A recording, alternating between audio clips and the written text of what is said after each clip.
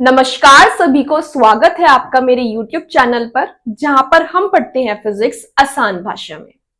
तो क्लास 12 की यूनिट 1 चल रही थी हमारी इलेक्ट्रोस्टैटिक्स, जिसमें हम अपना फर्स्ट चैप्टर कर रहे थे इलेक्ट्रिक फील्ड्स एंड चार्जेस। उसमें ये 9th टॉपिक है Coulomb's law in vector form. Coulomb's law in vector form. अब देखिए 8th टॉपिक जो हमारा था इस यूनिट का वो था कूलम्ब्स लॉ। अब कूलम्ब्स लॉ था, हमने पढ़ा था कूलम्ब्स लॉ क्या होता है आपका, किन्हीं भी दो चार्जेस के बीच में लगने वाला इलेक्ट्रोस्टैटिक फोर्स किसके बराबर होता है 1/4πε0 इनटू दोनों चार्जेस के मैग्नीट्यूड का प्रोडक्ट डिवाइड में उन दोनों के बीच के डिस्टेंस का स्क्वायर। ये आपका कूलम्ब्स लॉ था जो हमने इससे प्रीवियस लेक्चर में पढ़ा था। ठीक है, तो अब हम इसके देखने वाले हैं वेक्टर फॉर्म। तो यहां पे हमारे दो केस बनते हैं। Case number first, when both charges are of same nature. जब दोनों चार्जेस सेम नेचर के हो उस कंडीशन में इन दोनों चार्जेस के बीच जो फोर्स लगेगा वो कैसा होगा, रिपल्सिव होगा नेचर में। If both the charges are of same nature then force between them will be repulsive in nature. तो अब यहाँ पे हमने दो चार्ज लिए हैं, चार्ज Q1 और चार्ज Q2, और हम क्या मान के चल रहे हैं कि इन दोनों चार्जेस Q1 और Q2 की नेचर सेम है। सेम है तो इन दोनों के बीच में लगेगा रिपल्शन फोर्स, जहां पर वेक्टर F12 क्या है, चार्ज Q1 पर लगने वाला फोर्स चार्ज Q2 की वजह से। अब चार्ज Q2 क्या करेगा, इसको पुश करेगा दूसरी साइड, क्योंकि रिपल्शन है दोनों के बीच में, तो इसको धक्का देगा, ये अपने से दूर करेगा। तो इस पे फोर्स जो लगेगा उसकी डायरेक्शन किधर को होगी, इस साइड होगी। तो वेक्टर F12 क्या है, चार्ज Q1 पर लगने वाला फोर्स Q2 चार्ज की वजह से, और Q2 चार्ज पर जो फोर्स लगेगा वो है वेक्टर F21 चार्ज Q1 की वजह से। चार्ज Q1 इसको इधर की तरफ धकेलेगा, इसको हटाएगा अपने से दूर, तो चार्ज Q2 पर जो फोर्स लगेगा उसकी डायरेक्शन इस साइड होगी, और इसको हमने किससे प्रेजेंट करा, वेक्टर F21 से। इन दोनों चार्जेस के बीच का डिस्टेंस है स्मॉल r। यहां पर लिखा भी हुआ है vector F12 equals to force on charge Q1 due to charge Q2, vector F21 force on charge Q2 due to charge Q1।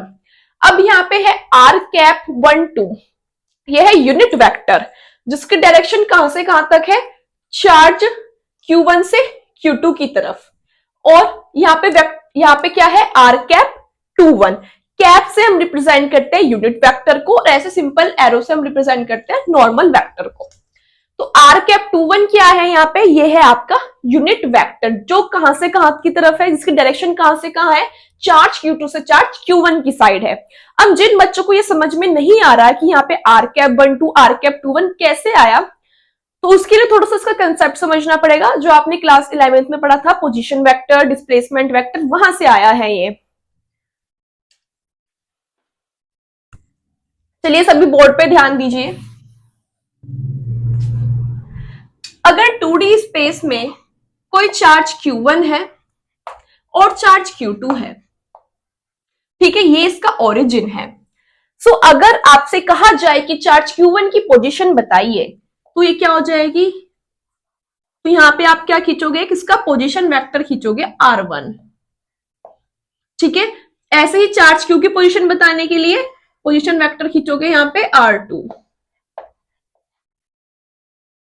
अब क्योंकि कूलम्ब्स लॉ में हम इन दोनों चार्ज के बीच का डिस्टेंस भी लेते हैं, तो वो डिस्टेंस मेजर करने के लिए हम क्या करेंगे, इन दोनों के बीच का डिस्प्लेसमेंट वेक्टर निकालेंगे।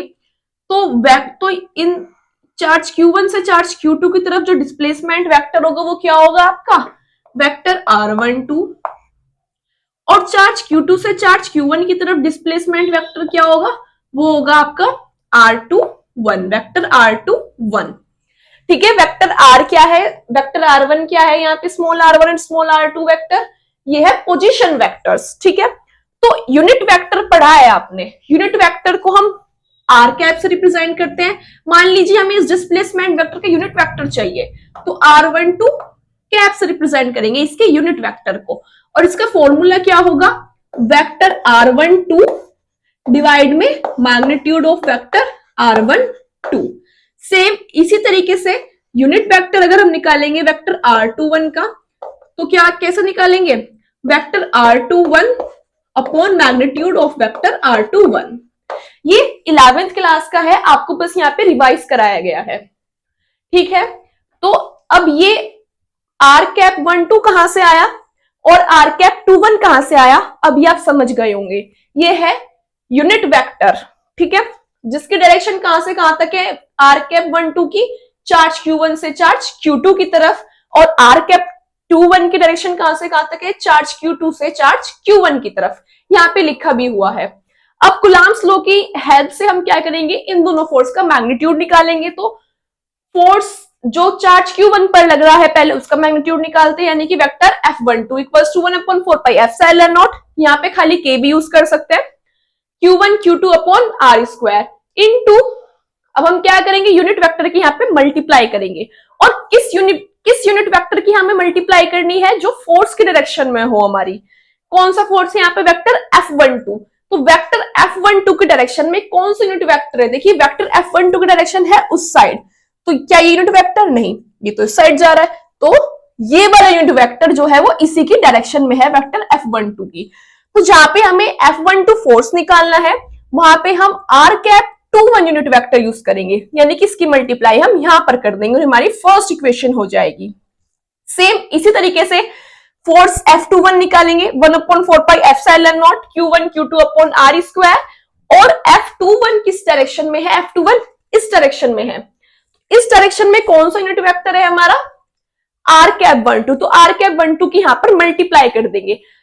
बट हम क्या जानते हैं, हमने वेक्टर्स के बारे में पढ़ा है, तो हमें क्या पढ़ा है कि जो अपोजिट वेक्टर्स होते हैं, अब देखिए यहाँ पे दोनों वेक्टर्स क्या है, ये अपोजिट डायरेक्शन में है, दोनों ही वेक्टर्स अपोजिट डायरेक्शन में है। तो यहाँ पे लिखा हुआ है आगे, since R12 cap equals to minus R21 cap, जब दोनों वेक्टर इक्वल होते हैं और अपोजिट डायरेक्शन में होते हैं, तो वहां पे हम माइनस का साइन यूज करते हैं एक वेक्टर पर। ये माइनस का साइन क्या इंडिकेट करता है कि दोनों की डायरेक्शन क्या है, अपोजिट है। तो यूजिंग इट इन इक्वेशन 2, अब इसको हम इक्वेशन 2 में यूज करते हैं। इक्वेशन 2 क्या है हमारे पास, vector F21 equals to 1/4 pi epsilon not Q1 Q2 upon R square, R cap 12 की जगह क्या रख देंगे, माइनस के R कैप 21। तो यहाँ पे हमने रख दी vector F21 equals to 1/4 pi epsilon not Q1 Q2 upon R square minus के R कैप 21। अब माइनस साइन को अगर हम बाहर कॉमन ले ले तो 1/4 pi epsilon not Q1 Q2 upon R square R cap 21। तो इक्वेशन 1 से अगर हम यहां पर देखें तो ये क्या है, आपका फोर्स F12 है। तो यहां पर इसको हम क्या लिख सकते हैं, vector F21 equals to minus के F12, ठीक है। तो ये क्या इंडिकेट करता है कि इन दोनों चार्जेस के बीच में जो फोर्स लग रहा है वो सेम है बट अपोजिट डायरेक्शन में है, ठीक है। नेक्स्ट हमारे पास बनता है केस सेकंड। केस सेकंड क्या हो सकता है, जब दोनों चार्जेस क्या हो, अपोजिट नेचर के हो। आप इसका स्क्रीनशॉट ले लीजिए, फिर हम केस सेकंड पढ़ते हैं। देखिए स्टूडेंट्स, यहां पर सेकंड केस क्या बनता है हमारे पास, when both charges are of opposite nature, जब दोनों चार्जेस का नेचर कैसा हो, अपोजिट हो। जब दोनों चार्जेस का नेचर अपोजिट होगा तो यानी कि एक चार्ज आपका पॉजिटिव होगा और दूसरा चार्ज आपका नेगेटिव होगा नेचर में। तो क्या होगा, इन दोनों के बीच जो फोर्स लगेगा वो होगा attraction. If both the charges are of same nature, जब दोनों चार्जेस सेम नेचर के हों, then force between them will be attraction in nature. तो उनके बीच में जो फोर्स लगेगा वो अट्रैक्शन होगा। अब यहां पर ये चार्ज Q1 है प्लस के, चार्ज Q2 है माइनस के, तो दोनों की नेचर कैसी है, अपोजिट है, तो इनके बीच में अट्रैक्शन होगा। यानी कि इस चार्ज Q1 पे जो फोर्स लगेगा चार्ज Q2 की वजह से, F12 वो किस साइड होगा, इस साइड होगा, ये इसको अपनी तरफ बुलाएगा, ये कहेगा इधर आ जा। तो ये जो फोर्स है आपका वेक्टर F12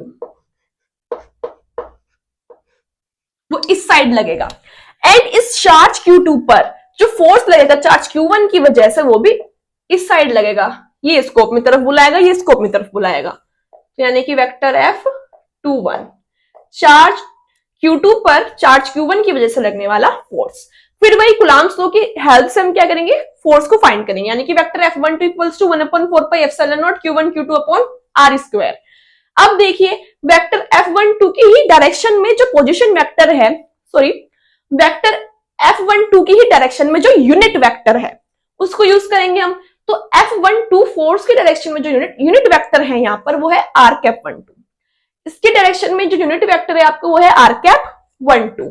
तो यहाँ पे किसकी मल्टीप्लाई करेंगे हम, r कैप 12 की। अब ऐसे ही F21 की डायरेक्शन में जो आपका यूनिट वेक्टर है वो क्या है, r कैप 21। तो यहाँ पे r कैप 21 की मल्टीप्लाई कर देंगे। ये बात आपको बहुत ज्यादा ध्यान में रखनी है कि जो यूनिट वेक्टर आपका इस फोर्स की डायरेक्शन में है आप उसी को ले सकते हैं यहाँ पे। तो ऐसी इक्वेशन नंबर फर्स्ट और सेकंड हो गई। अब देख रहे हैं हम क्या यहां से कि दोनों ही अपोजिट डायरेक्शन में है। तो आपका r कैप 12 किसके बराबर होगा, माइनस के r कैप 21 के। और हम इसको क्या कह सकते हैं, या फिर हम इसको ऐसे भी लिख सकते हैं बच्चों कि माइनस के r12 cap equals two plus के r21 कैप।